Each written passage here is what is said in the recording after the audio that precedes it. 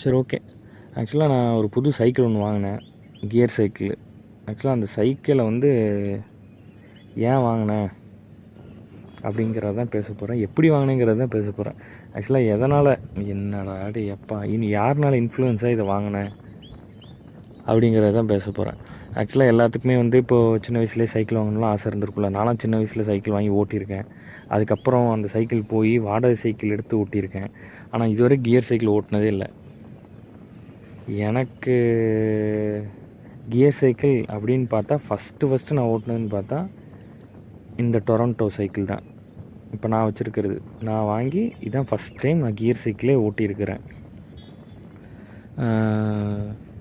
இது எப்படி இந்த சைக்கிள் வாங்கினேன் அப்படின்னா, என்னோடய ஃப்ரெண்டு ஒருத்தர் இருக்கான். அவன் தான் சொன்னான் நம்ம எல்லாம் சைக்கிளிங் போகலான்டா அப்படின்னா.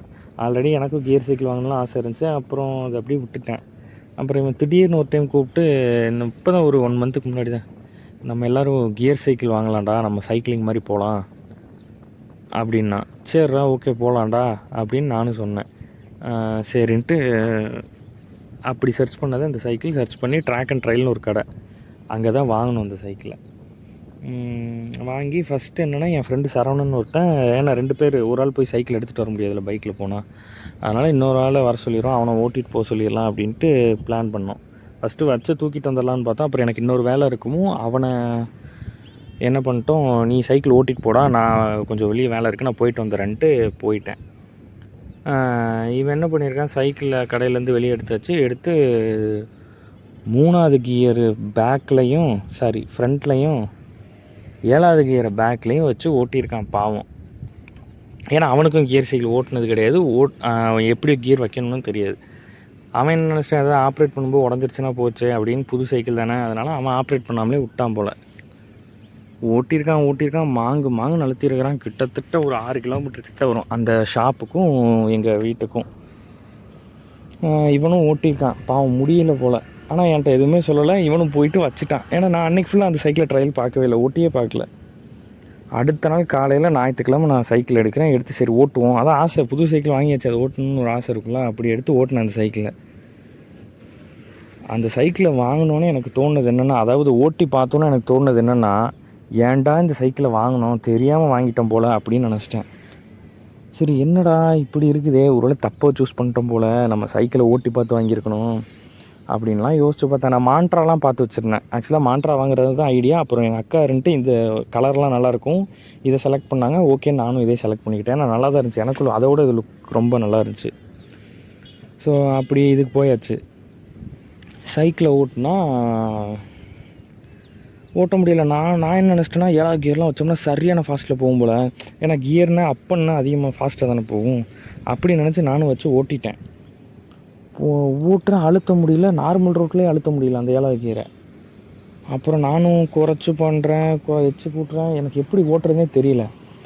அதுக்கப்புறமா என்ன பண்ணேன் அப்படின்னா,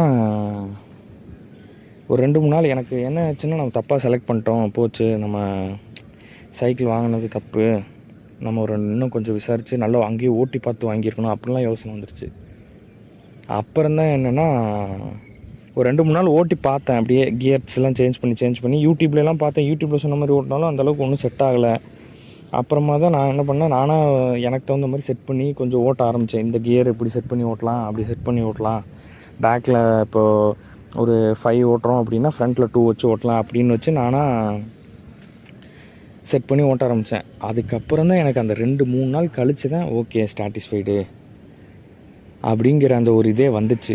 அது வரைக்கும் எனக்கு ஏன்டா அந்த சைக்கிள் எடுத்தோம், ஐயோ தப்பு பண்ணிட்டோம் போல் அப்படின்னு யோசிச்சுட்டே இருந்தேன். அப்புறம் ஓட்ட தெரிஞ்சதுக்கப்புறம் இப்போ பார்த்தீங்கன்னா மேக்ஸிமம் ஒரு 20 கிலோமீட்டர்ஸ் அப் அண்ட் டவுன் காலையில் போயிட்டு தான் வந்துட்டுருக்கேன். ஃப்ரீயாக இருக்குது, நல்லா இருக்குது சைக்கிளிங் பண்ணுறதுக்கும். ஆனால் சைக்கிள் வாங்கலாம்னு சொன்னான் பார்த்தீங்களா, அவனை காணவே காணான். ஸோ எதுக்காக இதை சொல்கிறேன்னா, ஆக்சுவலாக நம்ம ஒரு பொருளை வாங்குகிறோன்னா அது தெரியாமல் வாங்குகிறோம், சர்ச் பண்ணி பார்க்குறோம், சர்ச் பண்ணும்போது ஒன்று இருக்குது, வாங்கினதுக்கப்புறம் நமக்கு அது வேறு மாதிரி இருக்குது அப்படின்னா, அதை எடுத்தோன்னே இது தப்பாக வாங்கிட்டோம் அப்படின்னு யோசிக்க வேண்டாம். ஃபஸ்ட்டு நீங்கள் அதை ட்ரை பண்ணி பாருங்கள், ஒரு வாரம் யூஸ் பண்ணி பாருங்கள். கண்டிப்பாக உங்களுக்கு அதை அப்படியே மாற்றிக்க நீங்கள் ட்ரை பண்ணுங்கள். ஏன்னா நான் அப்படி தான் மாற்றிக்கிட்டேன். ஏன்னா அது நல்லா தான் இருந்துச்சு, நான் எனக்கு யூஸ் பண்ண தெரியாதனால நான் அதை அப்படியே விட்டுட்டேன். எப்படி இது பண்ணுறதுன்னு தெரியாமல் அந்த மாதிரி யோசிச்சுட்டேன்.